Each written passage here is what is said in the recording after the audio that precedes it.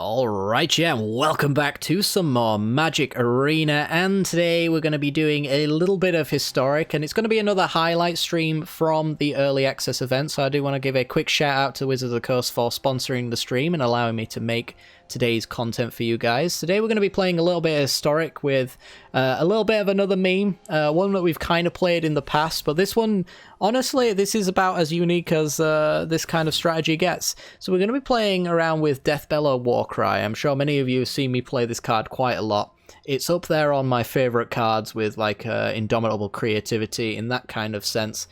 This one does something a little bit more amusing as its win condition, because I do like the customization that comes with cards like Deathbellow Warcry, where you can choose up to 4 different creatures and you can pick your win cons based off of that.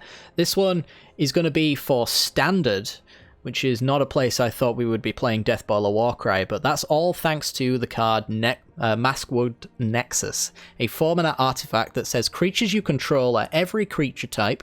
The same is true for creature spells you control, and creature cards that you own that aren't on the battlefield, which means cards in our deck are all creature types, which means if we have a Nexus in play, and we cast a Deathbellow Warcry, we can choose any 4 creatures in our deck, not just Minotaurs, which there are technically 0, and we can put them onto the battlefield. So let's talk about our combination, shall we?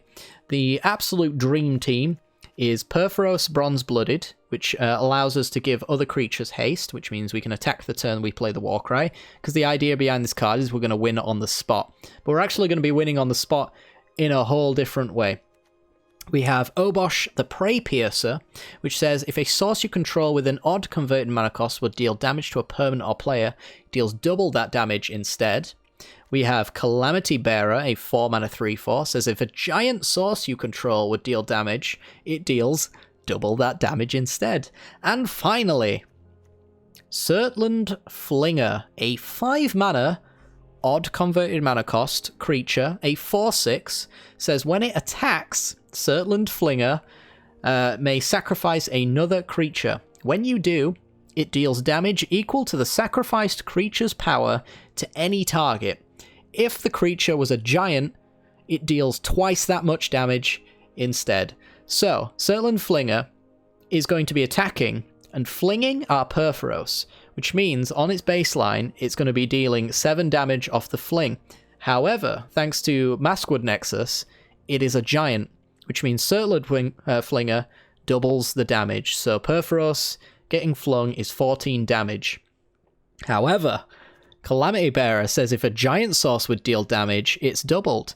So we double, and we double again. And then Obosh, because Surtland Flinger is an odd converted mana cost, doubles the damage of odd permanents.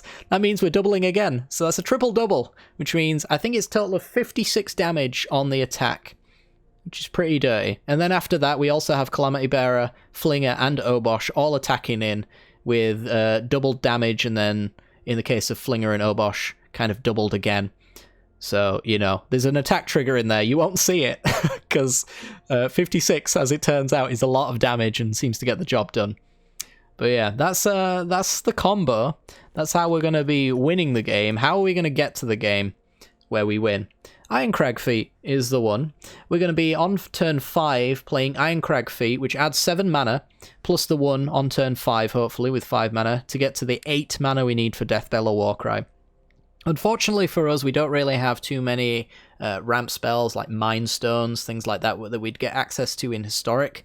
But for Standard, you know, we're just going to try and durdle a little bit. We've got a nice little removal package to try and keep us in play. So creatures are very much hated on here. We got Storm's Wrath to deal 4 damage to each creature and each Planeswalker.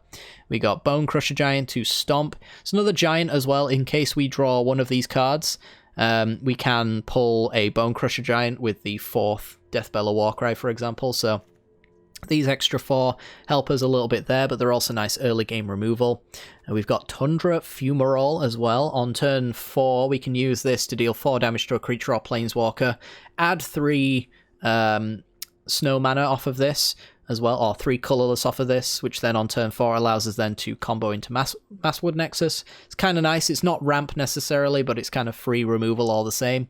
We got Frostbite, which is a shock. However, if you've got 3 or more snow permanents, deals 3 damage instead. All of our mountains are snow covered, so on turn 3 this turns into a lightning bolt that only hits creatures or planeswalkers. It's a really nice removal spell, actually. I love it a lot. And then Fire Prophecy and Valakut's Awakening to increase the consistency of the deck, because this deck sure as hell needs it. So Fire Prophecy deals 3 damage to a creature, and then you can put a card from your hand on the bottom of your library. So again, if we draw one of these, we don't really want to be doing that. We can put those on the bottom and then get a redraw, so a brand new card. Same thing goes for Valakut's Awakening. It is a land drop as well. I think we're running 22 lands plus the 4 Valakut's Awakening, so pretty reasonable land base. But this allows us to put any number of cards from our hand on the bottom of our library and draw that many cards plus 1. So we can go and find our combo, because it's a 3-card combo. You kind of need all the help you can get, but we don't really want to be discarding cards, because if these go to the graveyard, they're pretty much useless. There is still a little bit to be done, as I mentioned, with the Bone Crusher Giant, to have extra redundancy on the 4 choices there, but you know, it can sometimes really screw you. It's definitely turbo jank. I wouldn't necessarily recommend building this deck, but if you've got the pieces, it's a hell of a lot of fun. So without further ado, if you do enjoy the content, make sure to hit that like button and subscribe, and let's get to the gameplay. This video is brought to you by the generous support of our wonderful patrons and channel members that you see here.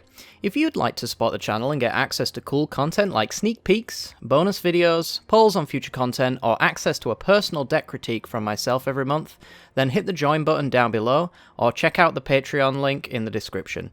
With all that said, let's get into the gameplay. What about one Terror of the Peaks as a fallback plan if something lands in your grave? I did originally have a Terror of the Peaks in there, but then I noticed the sheer amount of giants that double giant damage, and I just knew that I had to put as many in as I possibly could. This deck is a meme. It's intended 100% to be a hyper meme. Otherwise, you would actually put like Terror of the Peaks, Terror of Mount Volus, or something like that in there. All the stuff to just kind of instantly ETB your opponent to death. Ours requires an attack trigger as well, so yep, seems fine. Hey, Zemedus. Well, in theory, Dave, I won't actually get a combat step.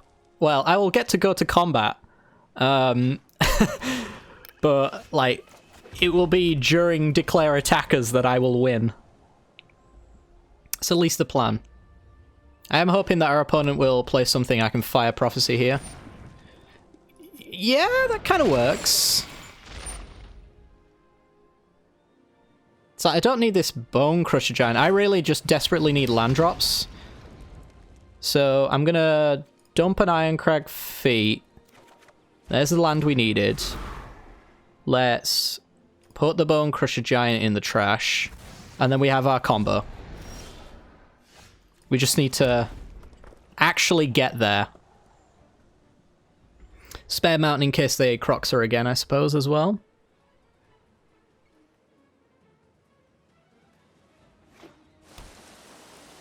This could be a fun one with Indomitable Creativity. With Indomitable Creativity, you'd have to set up a token generation kind of engine there. Alright, so if our opponent does nothing, we win. Simply put. They look to be like Grixis giants, interestingly.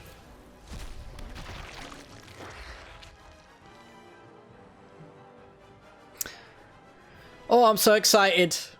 Leave my hand alone. Or if you are going to Croxa me, let me draw a land. I'm so excited, chat. I'm rocking in my chair back and forth. I'm so ready for this. I'm ready to find out it doesn't work, mostly. You are dead. You just lost. Alright. Cool. So, Obosh, Perforos, Calamity Bearer, and the Flinger. Submit all. Send it. I will fling this Perforos. He's done his job. Send 14 damage. It's actually 56.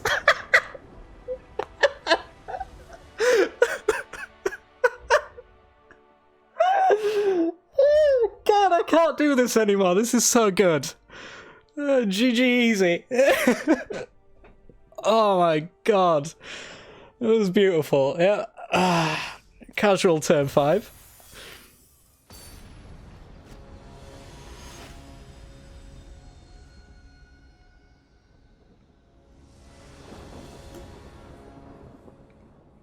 Alright. Sounds good as long as our opponent's playing creatures, which, up until we started playing this deck, there was a good track record of that happening. Oh! Are there any competitive decks tonight? Maybe. I have a Warriors list, which is just like smork aggro. I imagine that would do pretty well. It was quickly built though, so it wasn't optimized. But we could maybe optimize it as we go.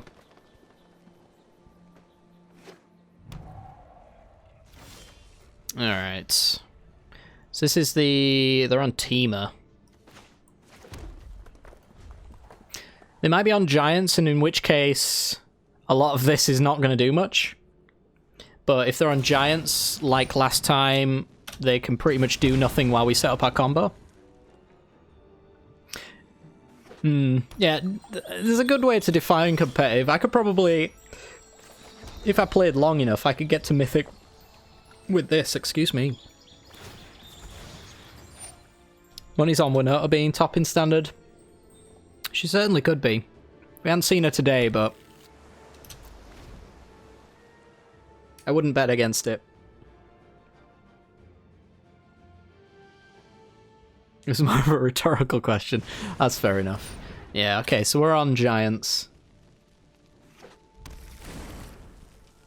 I don't think we stomp our opponent, because we're just going to Nexus into feet most likely anyway.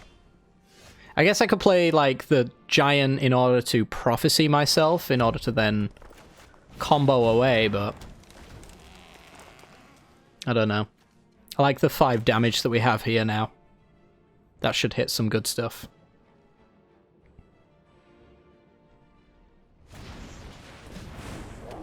Take care, buddy. Alright, so we are going to Fire Prophecy the Bone Crusher Giant, taking a little bit of damage here. I'm gonna say that they can't answer my Nexus.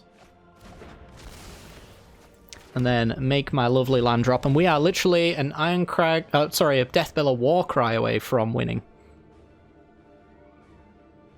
Top deck it, we win. Simple as. I don't think our opponent will be running counter magic. Ooh, they foretell. I'll tell you what. Keep cards in hand. We'll just make a little giant here. Little giant. Little 2/2. Yeah, sure. Just draw what you want. I'm trying. I'm a-trying. I was hoping to have that giant so we could Prophecy it ourselves, actually, but opponent beat us to it. Okay. Not what we wanted.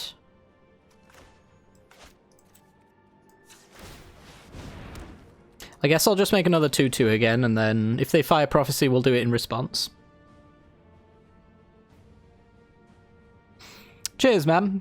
It's been a rough ride, but I think Magic's getting into an enjoyable place again. I've just certainly been enjoying making content for it for at least like a month and a half now, which has struggled to be the case occasionally for quite some time. All right.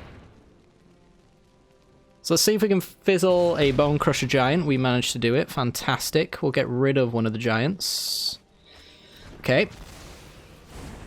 The trouble with having combo pieces that you can't tutor for right here. There's a Beanstalk Giant. Storm's Wrath. Pass again.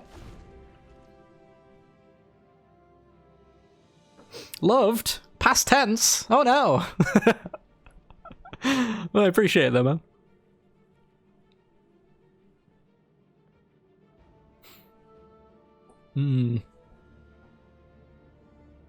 Yeah, hoping to get some videos out again tomorrow. It's probably going to be some highlights from this stream, though, so if you did miss any gameplay at any point during the day, it's probably going to make an appearance here at some point.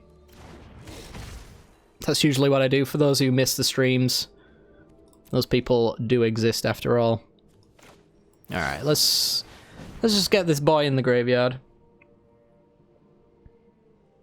But yeah, I got plenty of deck ideas for future videos that I've not made. I'm not going to be making an appearance today of all days, but come on. Alright, here we go. I'm just going to stomp our opponent. Okay. Oh, whiff. Alright, fine. Look at this Durdle Fest. Love it. Yeah, so when they play Giants now, they are going to be dealing 2 damage to me on their upkeeps with this thing. This is such a weird card, especially when there's like... Is there any good graveyard hate? I guess Cling to Dust is about it, really. So I could stop them drawing a card, but I would also take damage myself. I'm just going to assume that I will draw good cards. Because I've been drawing so many bad ones, I have to draw good now. That's the rules. But we are facing down 7 7s. Which, we can only really answer one. We do have Tormod's Crypt, yeah. I mean, for best of 1 though, you're not likely to be playing cards like that, I would say.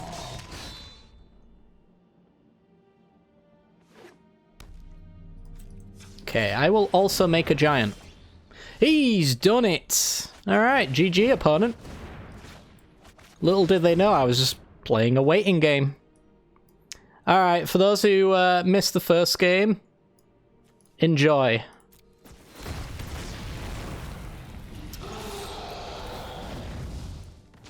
This deck is called Yeet, and this is why. Yep. Yeet! So, yeah, for those who've just joined, we've got a little bit of a combo here. So Perforos gives all of our other creatures haste, which is great. He's also a giant. We have Obosh, which says odd converted mana cost sources, dealing damage, doubles them. We have a 4-drop bearer here, which says if a giant would deal damage, it deals double that damage. And then we have Surtland Flinger, the one that brings it all together. A 5-mana, odd converted mana cost, 4/6. When it attacks, you may sacrifice another creature, and when you do, it deals damage equal to the sacrificed creature's power to any target. If the creature was a giant, it deals twice that much damage instead. So everything is a giant, thanks to Masswog Nexus. So as we attack, we yeet Perforos at our opponent. So Surtland Flinger, baseline, he's dealing 7 off of a Perforos Fling, but because it's a giant, it's 14. And then because Obosh doubles, it's a little bit more. And then because Bearer doubles, it's a little bit more than that. And that's a lot of damage. Yeah, and then we also have our attack trigger as well. So even if they lived, then, you know. This is going in, doubling giants. They're all giants. This doubles all odd creatures as well. So it's doubling itself, doubling this one as well. So there's a lot of damage. There's a lot more than 56, I think it does.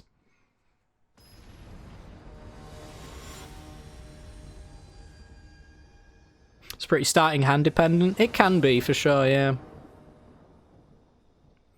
You certainly don't want to be taking a trash hand and hoping for the best. It needs at least... It's a 3-card combo, so it needs at least 3 cards from that combo. Unless it's a hand like this, and then you could probably take it because Valak's Awakening exists. And, you know, redraws with Prophecy. I think this may be a hand that has an exception to that rule.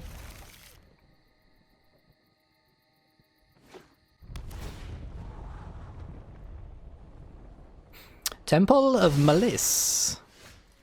Alright, land drops are good.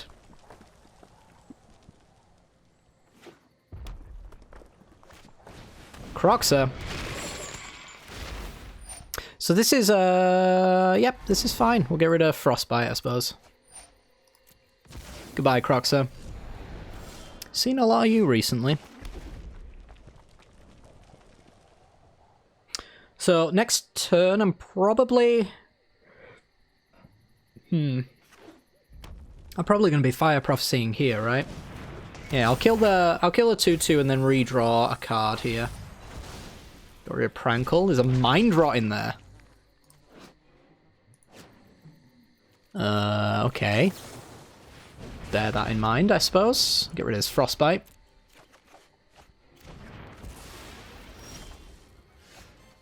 Kaldheim does have a strictly better Mind Rot. Well, it's not strictly better, I guess. It's the Foretell one for 4 mana, but if they have 0 cards in hand, then they draw 2 cards. Or they draw to the difference, I guess. I think even if it is 4 mana, you still play it over Mind Rot, because you just don't play Mind Rot anyway. Valakut Tribal, here we go. Yeah, I think I'll take my chances with my top decks and probably get rid of the other 2 Valakuts. I might even just kind of get rid of my whole hand. Ugh. God damn. Ruining your day is going to feel great. Ruining your day is gonna feel great. Thanks, Liliana. That's what this event's all about. Alright. New hand, new life. Oh my god, it's the whole combo. Okay. It's the whole combo. It just needs to be left alone. Uh-oh. Chat, that's not good. Alright. No Obosh. We don't need Obosh, though. Hear me out on this one. How do you awaken the troll? I don't know, Ratchet. How do you awaken the troll? I'm assuming it's a... There's a setup for a joke here. This one's going to be really spooky because our opponent who is running Mind Rots realistically can't attack my hand, otherwise I'll feel bad.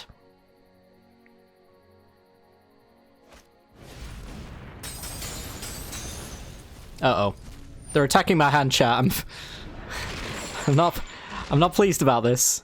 They've not even ticked up the Liliana yet, which is a sequencing error that I can't punish. Uh-oh.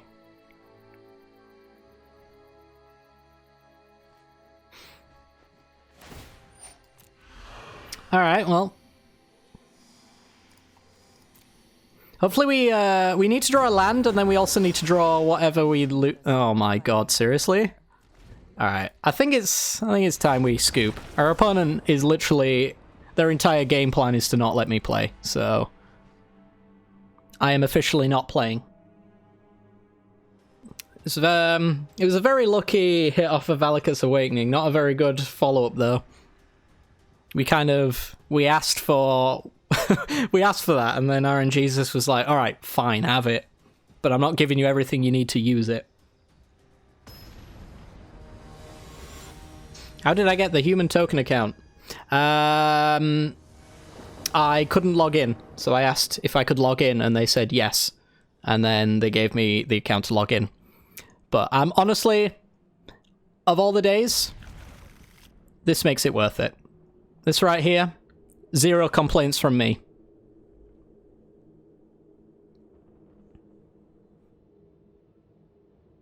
If my name could have more 69s, then I would be happier, I suppose. Alright, here we go. We literally just need Maskwood Nexus, and we win. This is a nut draw. I think it's mostly a nut draw. It's definitely safe from Croxes.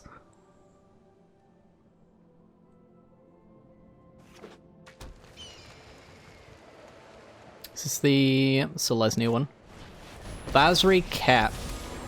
Basri's been seeing a lot of play today. I don't know why. Is he actually that good, chat? I didn't think he was.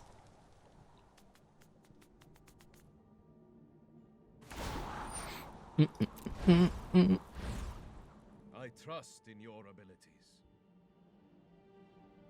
What am I? Winning Minotaurs. they're new, so I can't really remember the names that well. But let's just say that we're going to yeet them as quickly as we see them. Alright. I mean, I guess I just, like... I don't even know. Do I just wrath? I don't even care about Wrathingus, do I? I'll just hold these cards to stay alive. Basri's always been good. I don't know, I've never really favoured any of the Planeswalkers that have a tick-up that literally does nothing on its own. That's usually a kind of a deal breaker for those. And technically as well, I guess the Minus also doesn't do anything on its own. It's a bit of a weird one.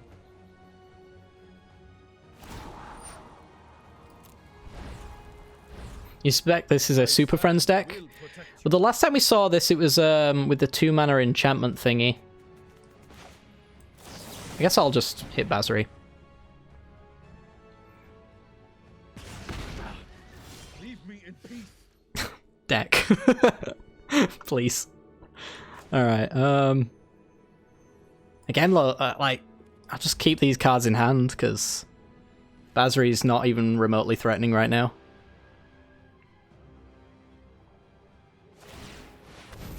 As long as he doesn't ult, I don't know if I could care less.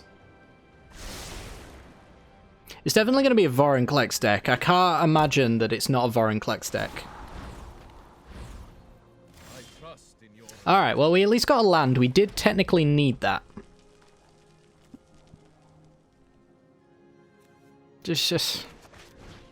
I'll just get rid. just go away. Alright. There we go. All that floating mana. Goodbye.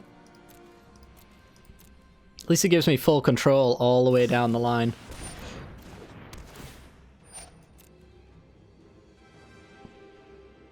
Yeah, I'm getting that impression. Certainly getting that impression. The one thing I'm worried about is the 4-mana Maelstrom Pulse the moment I play Masswood Nexus. That would upset me. It's nice, right? I think we've found the usual stream music.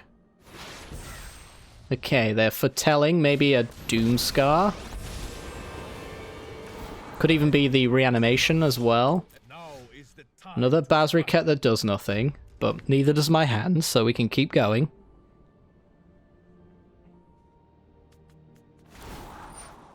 Yeah, there's also the Absam Mythos as well, that's true. The 4-mana one though ramps you and... yeah, that one right there. Is that literally a 4-mana do nothing? Okay. That's where this game's going. They might regret doing that. Like... yeet, I suppose. Come on! Oh, God. Can't go this long without doing anything, chat. It hurts. Alright, they got a Triome.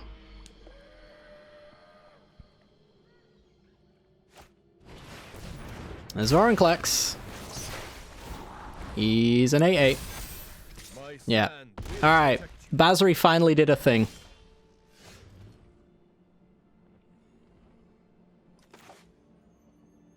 I guess I'll kill Basri.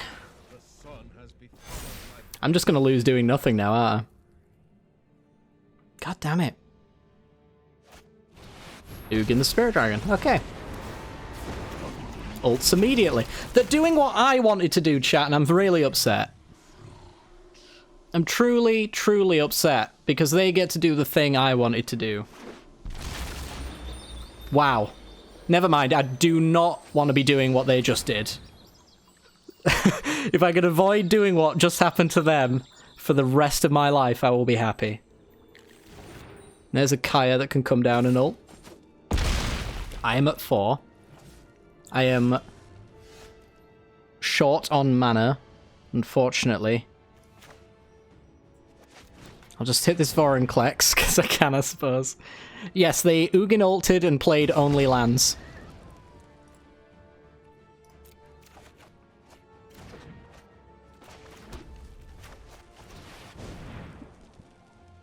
combo. You ready to check out my Minotaurs, chat?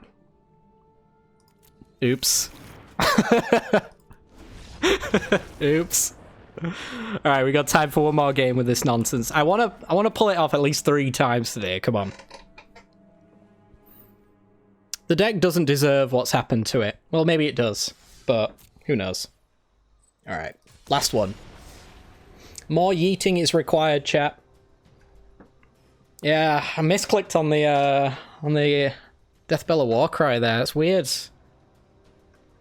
Or maybe it's a bug and they put all the cards that I could select at the bottom instead of at the front. And I just assumed that they weren't there because, you know, I'm so used to being at the front. That's my reasoning. All right, we'll go with that. Practice games. Everyone needs them. Surprised we didn't get stomped by angels yet. We have gone up against one angel deck and it did beat us, but we were playing the Golgari deck and we kind of fizzled. So, you know, it wasn't hard for any deck to beat us. Let's just say that. Wouldn't surprise me if it's an actual bug. Yeah, who knows. Alright, let's have a look. No combo pieces, but all defense and a Valakut's Awakening. Let's just go for it. Ba-doo-doo-doo-doo-boo. Schwamp. Is this Berserkers? It is Berserkers. Alright, at least our cards will have targets, chat. We're going to Fire Prophecy the next one. The next one's going to be a 2-mana 3-1 that draws you a card and loses 1 life when it dies. Oh, he's so good! He's so good at Magic the Gathering. Alright. Let's get rid of this Bone Crusher Giant. Oh, baby. Oh, baby. Alright, what are we doing? Well, we're only, like, a little bit away from Deathbellow Warcry, right? So let's just put that Stoneforge onto the field and hope for the best. I don't know what that Foretell card is. That one's a bit of a mystery. Opponent reads the card. Hopefully it explains the card. It does now pump out 2/2s to keep us constantly blocking as well. Oh! Oh! Land, please. Land, please. Thank you. Appreciate it. Alright. Chat. Do they have removal? Yes or no? Let's find out. How much removal is enough removal, though? We've never actually had anyone try to remove the combo yet. They've always been tapped out. Yeet! Here he goes! 14 damage at you. It's actually 56. Wow. Arena must have bugged there. I assumed it was 14. It was actually 56. Basic maths. I mean, all you had to do was count the numbers on the creatures and you'd know it was 56. Come on. 3 times, baby. They can't handle the yeet. Nobody expects the yeet. Alright. So, verdict of yeet. It's a strong meme. It's even, I would go as far as to say, a mighty meme. It could be better. If we turned it into Gruul, we could do some fun stuff. You know? We've played plenty of Deathbellow Warcry in the past to know that we can pretty much put anything in this 4-card slot here. And we can do some nonsense. Which is what I love about this card most of all, is because it's so, you know, customizable. Is this the best way to yeet? Probably not. You probably want, like, Terror of the Peaks and the ones that I've played in the past with Smut and whatnot. Smut over Perforos, definitely. But that's, like, historic shenanigans right there. Masswood Nexus, though? Strictly better Arcane Adaptation. I can say that without a doubt. Pumping out Changelings constantly actually was pretty good. Pretty good. A 33% win rate for a hyper meme is also very pleasing to me. I like it.